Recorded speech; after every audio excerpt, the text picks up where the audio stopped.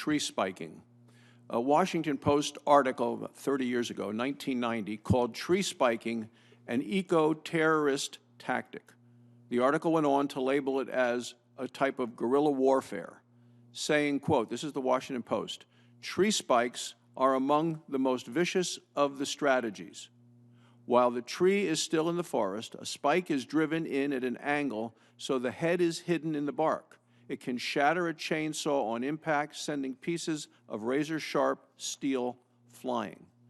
Can spiked trees pose a physical danger to firefighters and to loggers and to other forestry workers? Yes, Senator, I believe they could. So if someone were made aware of a tree spiking incident on a national forest, should that person immediately alert the police or the Forest Service? Yes, Senator. Okay. So Tracy Stone Manning is President Biden's nominee for the Bureau of Land Management. She was presented with this very choice and decided not to do the right thing and go to the authorities. Today's front page story in the Washington Times that I'm going to submit for the record, tree spiking case haunts nominee for public lands. This states, Tracy Stone Manning could have told law enforcement after she learned that a friend had driven railroad spikes into trees to stop a timber sale in Idaho's Clearwater National Forest, but she didn't. The article goes on.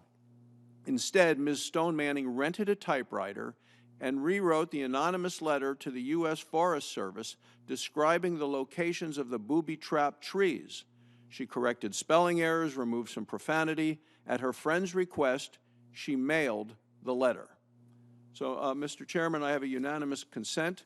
That is that the Washington Times is not, because the Washington Times is not the only outlet to cover this shocking story of a President Biden nominee. I ask unanimous consent to enter the following articles into the record. From the Wall Street Journal under the headline, A Biden Nominee's Radical Past. From the Daily Caller, Biden Bureau of Land Management nominee Tracy Stone Manning was involved in eco-terrorism case, resulted in college roommate's conviction, prison sentence, court records show. A story from the Associated Press, Biden's nominee linked to 1989 sabotage draws Republican ire. And from Fox News, Biden land management nominee collaborated with eco-terrorists, traded testimony for immunity. Mr. Chairman, it is my belief that she is clearly disqualified to be the director of the Bureau of Land Management, which manages almost 65 million acres of federal forests. Thank you, Mr. Chairman. Thank you for your answers.